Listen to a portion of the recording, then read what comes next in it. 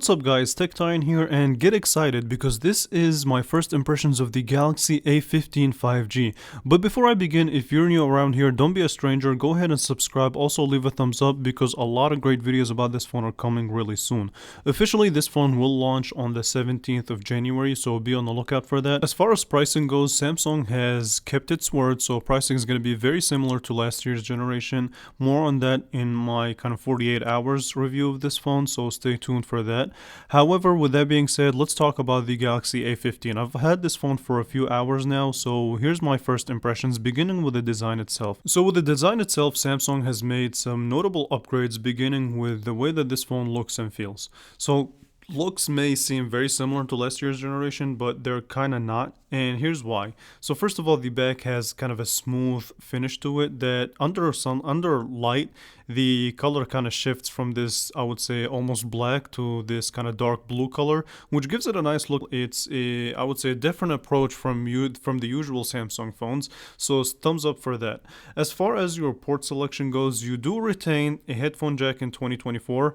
If you still use it, thumbs up for that. And you do get your USB-C port as well as a microphone and a bottom-facing speaker, which we will definitely take a listen to later on in the video. So one of the upgrades that Samsung did here with the USB-C port is that last year's generation only supported up to 15 watt of fast charging. This year they almost doubled it, so now it would support instead of 15 to 25 watt of really fast charging, so thumbs up for that. More on that in the spec department. As far as your kind of buttons go, on the right hand side you do have your power button and your volume up and down, and the power button does double as a fingerprint sensor. One of the things that I want you to notice is kind of this hump or like this bump between the edges, and that, I guess, basically it's supposed to help you differentiate between the regular sides and kind of take a look at and differentiate where the volume up and down and the power button sits, because this whole kind of the edges of the phone are made out of plastic and they all use the kind of the same surface. I don't know if that's a way for them to kind of save money by not adding any textures to the power button or the volume up and down, but that's just the approach that Samsung decided to take. As far as the buttons themselves, they're fairly tactile, they're very clicky. I would say that the power button for me seemed to be a little bit more clickier than the volume up and down. And one of the things that I want to mention too is that if you look at the left hand side, you will notice that it doesn't really have the same kind of bump. So that leads me to believe that that is the Samsung's approach of making sure that you differentiate between kind of the regular surface and where the power and the volume up and down kind of stands. Another thing that I noticed in the couple of hours that I've used this phone is that it does catch fingerprints like crazy and smudges. So if you want to keep this phone clean, of course you have to just slap a case on it, but that's just what you'd have to sacrifice for kind of a different design and this kind of color pattern. On the back you also have your triple camera setup, which we will definitely talk about because there are some notable upgrades that Samsung have made compared to previous generation. Alright, so now let's go ahead and switch the topic of conversation and talk a little bit about the display of this phone.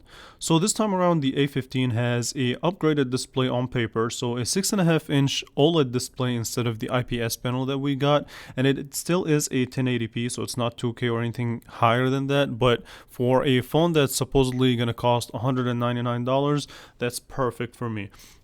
Now, one of the things that I've noticed as well, and it's kind of a downside to me, is that the coating on the panel itself kind of is very reflective, which I don't know how I feel about that. Obviously, in indoor conditions, it's not going to be a big problem, but in outdoor conditions where there's going to be a lot of reflections, it may get annoying, but only time will tell at that point.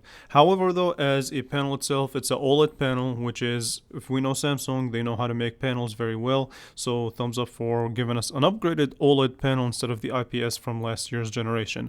Now, the other thing that I want to mention is that this panel still supports a 90 Hz display, and the benefits of having an OLED panel versus the kind of the IPS panel is this. One, you will find yourself enjoying the kind of saturated colors a little bit more. It's more efficient on battery life, so that's also a thumbs up.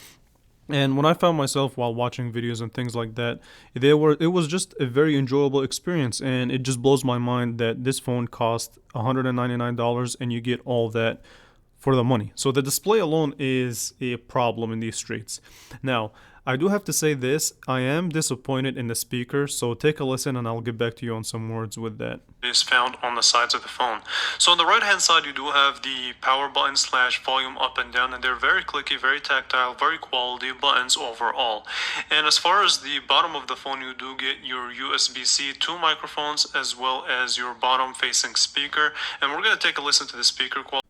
So it's a bottom facing speaker, and while it gets fairly loud, it's just not that good of a speaker. So I'm glad you have the headphone jack, and I guess just use headphones at that point.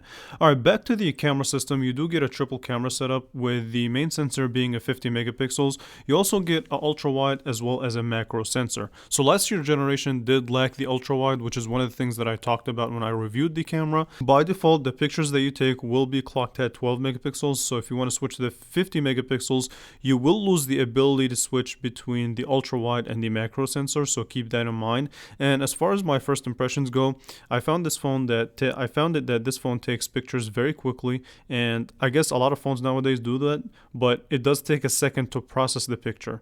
Okay, especially when you switch it to that 50 megapixel sensor. If it's on the standard 12 megapixel, it does it really fast. And more on the camera in my later videos, so stay on the lookout for that.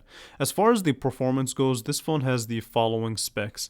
So the Galaxy A15 has this time around a MediaTek processor that is octa-core. It does come with a standard storage of 128 gigabytes. Thumbs up for Samsung for doubling the storage. 4 gigabytes of RAM standard. You can get it upgraded to up to 256 gigabyte storage and 8 gigabytes of RAM. You do also get a 5000 milliamp hour battery, as well as USB Type-C 2.0, 25 watt wired charging, a 5000 milliamp hour battery. So what I found myself while using this phone is that combining all these specs with the 90Hz display, your daily tasks are not going to be a problem. I would say if I were to compare it to the A14 5G, I can't say that they've made a significant upgrade in the specs, but I do have to test out benchmarks and things like that. But I do have to say that it seems to be ever so slightly faster. Not noticeable when I compared it to my A14. But that's just something to note. So the performance may seem a little bit similar, but I do have to do some more tests to kind of make a final determination. With that being said, here's my conclusion on the Galaxy A15 5G. This seems to be, I would say, a very nice look at the future of what Samsung can do and what other manufacturers can do for $199, right? We get an OLED display, an upgraded design from last year's generation, faster wired charging, unfortunately no wireless charging, but that's all right. A 5000 milliamp hour battery. Believe it or not, S23 phones don't even have a 5000 milliamp hour battery, and an OLED display. So far this seems to be a really nice upgrade. I will do more tests on this phone so we can see where it will stand, but here's my takeaway. I feel like this is going to be the best phone of 2024 as far as value goes. Take it from me. So with that being said, I want to thank you all so much for watching, and I will catch you guys in the next one.